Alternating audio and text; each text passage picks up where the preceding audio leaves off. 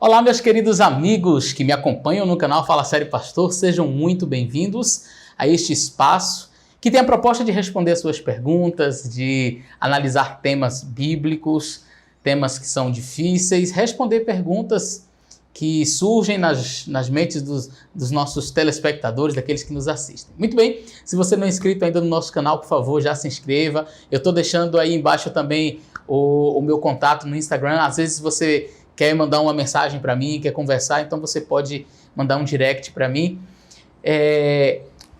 Copie esse link e caminhe para os seus amigos, tá? Porque eu acredito que vai ajudar também eles a conhecerem um pouco mais do tema maravilhoso que nós vamos estudar hoje. Nós vamos falar sobre inerrância versus infalibilidade. Então, fica com a gente aí até o final, eu creio que o assunto vai ser bem interessante para você.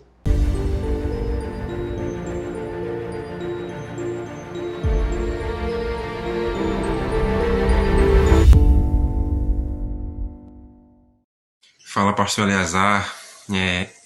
Eu me chamo Natan, sou da cidade de Paripiranga, na Bahia, né? E esses dias eu estava pesquisando na internet sobre alguns temas, né, alguns assuntos teológicos, e me deparei com um tema bastante interessante, bastante curioso, que é sobre a inerrância bíblica. E a pergunta que eu tenho para fazer para o senhor é a seguinte: o que é inerrância bíblica e por que nós, adventistas do sétimo dia, não cremos nisso? Fala sério, pastor.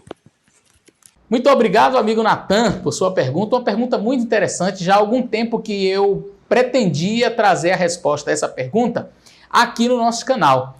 E a sua pergunta veio num bom momento. Eu gostaria, antes de começar a resposta, fazer a indicação de dois materiais. Um é esse livro aqui, o Tratado de Teologia, tá? Tratado de Teologia, ele é o volume 9, é o último volume da série Logos. Se você puder adquirir toda a série, é um material fantástico, é vendido pela Casa Publicadora Brasileira. Então, é um material de excelente qualidade, tá? E um outro livro que é muito bom também, que trata deste assunto, vai falar sobre essa questão, é este livro aqui, olha, Interpretando as Escrituras. Esse livro aqui, Interpretando as Escrituras, organizado por Hard, ele trata de diversos assuntos que são difíceis na Bíblia, entre os assuntos a questão da inerrância bíblica.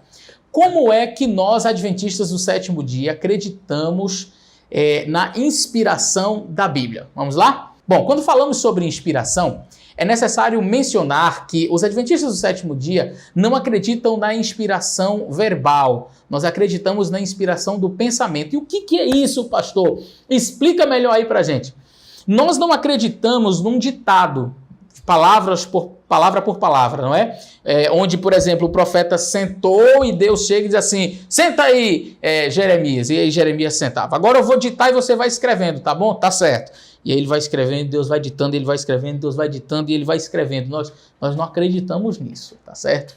Nós acreditamos na inspiração do pensamento. Deus inspirava a mente do profeta e ele, com a sua própria linguagem, com as suas próprias palavras, com o seu estilo literário, escrevia as mensagens de Deus.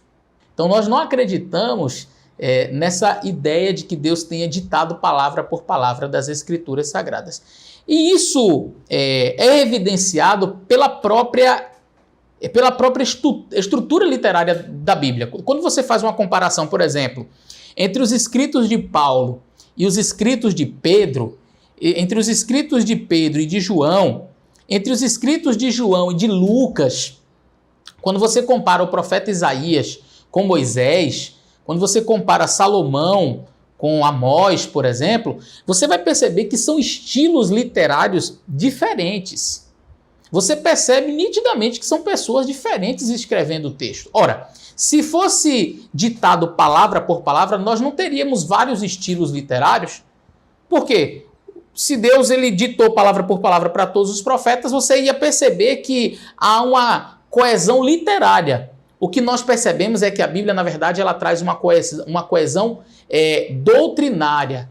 Então, vamos supor que eu queira escrever um livro, tá? E aí eu chame, sei lá, 15 pessoas para me ajudarem nesse processo. E eu digo assim, olha, você vai escrever exatamente o que eu estou lhe dizendo. tá certo? Você vai escrever exatamente o que eu vou lhe dizer. E aí então eu começo a falar e ele vai escrevendo, ou digitando ali, né? Vai escrevendo tudo que eu vou falando, ele vai digitando, palavra por palavra. Aí eu digo, não, agora para esse parágrafo aí, vem cá você, continua aqui. E aí ele continua escrevendo o parágrafo. Para, agora vem cá você.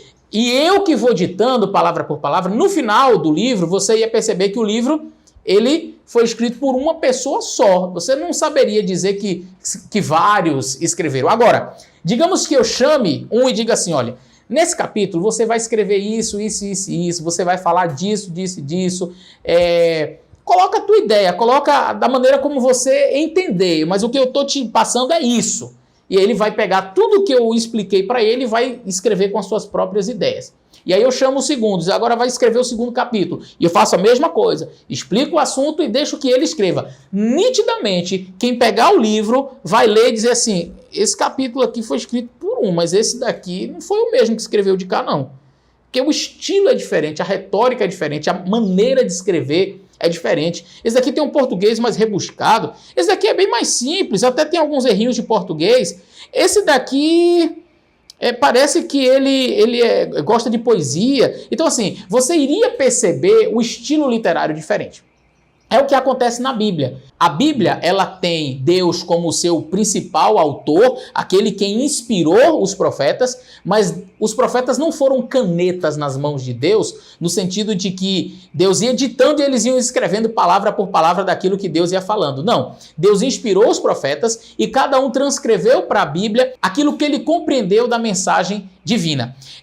Neste livro que eu mencionei para vocês, Interpretando as Escrituras, no capítulo que fala sobre existem erros na Bíblia, esse é um capítulo muito interessante, que foi escrito por Frank Hazel, e aqui diz o seguinte: se bem que a Bíblia tenha sido dada por inspiração divina, os escritores bíblicos não foram apenas canetas nas mãos de Deus, mas sim autores. É aquilo que eu acabei de mencionar, não é? Eles escreveram os 66 livros da Bíblia usando estilo pessoal, uma linguagem e forma de pensar próprios, mas tudo sob a orientação do Espírito Santo. Todos os livros da Bíblia carregam, portanto, as marcas inconfundíveis da autoria humana. Muitos livros levam o nome de seu autor humano, e o grande número de referências históricas e as conexões literárias com a época e o contexto em que esses livros foram escritos conferem à Bíblia um rosto genuinamente humano. Alguns livros, como os de Reis, Crônicas e o Evangelho de Lucas, fornecem indícios de terem sido escritos mediante pesquisa histórica. Alguns escritores bíblicos chegam a citar autores pagãos, enquanto pelo menos um, Judas, parece se referir a uma obra pseudepígrafo. Então, como você pode perceber, os escritores bíblicos, eles tinham um estilo próprio, eles tinham uma maneira própria de escrever. Deus ele não interferia necessariamente na maneira como o profeta iria transmitir o texto. Na página 48, o autor ele vai dizer o seguinte, falando sobre as discrepâncias que existem entre livros da Bíblia, não é? Diz assim, olha, o Antigo Testamento, por exemplo, contém diversas discrepâncias numéricas a respeito dos mesmos acontecimentos ou coisas nos livros de Samuel, Reis e Crônicas. Em 2 Samuel 8,4 é dito que Davi tinha 700 cavaleiros de Hadadezer, enquanto 1 Crônicas 18, 3 e 4 fala de 7.000. De acordo com 1 Reis 4, 26, Salomão possuía 40.000 cavalos em estrebarias, mas 2 Crônicas 9, 25 diz que o número era de 4.000 cavalos. Em Mateus 27, 54, o centurião diz, verdadeiramente este era o Filho de Deus. Já em Lucas diz, verdadeiramente este homem era justo.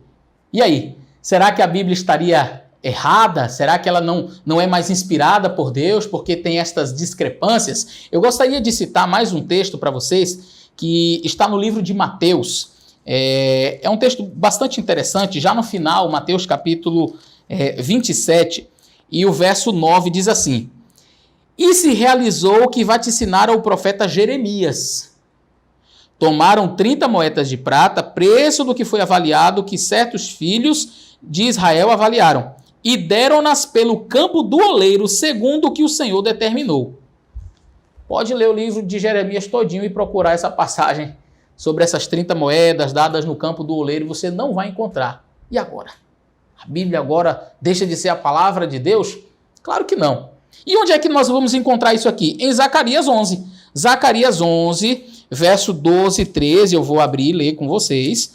Zacarias 11, verso 12 e 13, diz o seguinte: E eu disse-lhes, se parece bem aos vossos olhos, dai-me o que me é devido, e se não, deixa-o. E pesaram seu salário 30 moedas de prata. O Senhor, pois, me disse, arroja isso ao oleiro, esse belo preço em que fui avaliado por eles. E tomei as 30 moedas de prata e os arrojei ao oleiro na casa do Senhor. Mateus disse que foi Jeremias, mas o texto, na verdade, está em Zacarias. E agora? Então, agora a Bíblia não é mais a palavra de Deus? Gente, entenda, quando a Bíblia ela foi escrita, primeiro, ela não tinha este formato aqui, tá? Uma coletânea bonitinha, com páginas de seda, fininho, que você consegue ter 66 livros aqui. Não, não foi escrito assim. Eram rolos e mais rolos de livros inteiros da Bíblia, ou às vezes para ter um livro inteiro precisava de mais de um rolo. Você ia desenrolando aquele negócio, ia ficando grande, não tinha capítulos e versículos, a linguagem antiga era quase que um scriptio continuo, ou seja, era uma escrita que não tinha separação entre as palavras. O grego uncial, por exemplo, se você pega um manuscrito uncial, você vai perceber que todas as palavras são grudadas uma na outra. Tudo grudadinha uma na outra. Então, para você achar um capítulo, um versículo, um texto, não é tão simples. E quem de nós nunca disse assim, olha irmãos, conforme está escrito lá no livro de Mateus, eita, não era Mateus, era Marcos. Ah, não, conforme está no livro de Marcos, não, na verdade não era Marcos, é Mateus, então só por causa disso você é um mentiroso? Não. Esse pequeno deslize, estas pequenas discrepâncias não alteram a mensagem bíblica. A mensagem bíblica ela é importante, ela é infalível. Por isso que nós adventistas acreditamos na infalibilidade da Bíblia e não na inerrância. Quando nós falamos da inerrância, nós não estamos falando aqui de aspectos doutrinários. A Bíblia ela não contém um erro doutrinário, nenhum. Agora, era 700, não, era 7.000. Era 40.000, não, eram 4.000. Não, foi o profeta Jeremias, na verdade foi Zacarias. Essas aparentes discrepâncias, quer dizer, Mateus ele não tinha na sua casa, deixa eu pegar aqui a minha Bíblia e vou abrir lá no livro de Zacarias e vou procurar aqui no capítulo e o versículo, não tinha nada disso. Então era comum, é até aceitável uma pessoa cometer uma pequena falha na memória, né? E escrever ao invés de um autor ou outro. Algumas pessoas acreditam que os autógrafos, ou seja, os livros originais, não tinham nenhum erro e que esses erros vieram de copistas. Nós temos aí mais de 5.000 manuscritos só do Novo Testamento. E quando você faz a comparação de todos os manuscritos, é meio complicado você dizer que todo mundo copiou errado, né? Quando um texto, ele tem, por exemplo, esse texto aqui de Mateus. Não existe um manuscrito que traga a palavra Zacarias. Todos falam Jeremias. Então aí a gente fica se perguntando, será que todos os copistas erraram? Não teve um para dizer assim, não, eu vou copiar certo? Então nós percebemos que, na verdade, assim, não foi um problema de copista. E eu estou citando um exemplo, existem muitos outros na Bíblia. Mas não foi um problema do copista, o problema, na verdade, é do autor. Mas a pergunta, isso vai comprometer o texto bíblico? Não. Porque a Bíblia ela é a palavra de Deus, ela é infalível, ela é a nossa regra de fé e prática. Então, doutrinariamente, nós não encontramos nenhum erro na Bíblia. Nós, adventistas, acreditamos na infalibilidade bíblica e não na inerrância. Tá bom? Espero que esse vídeo tenha ficado claro para você. Que Deus te abençoe. Um grande abraço e até o nosso próximo vídeo.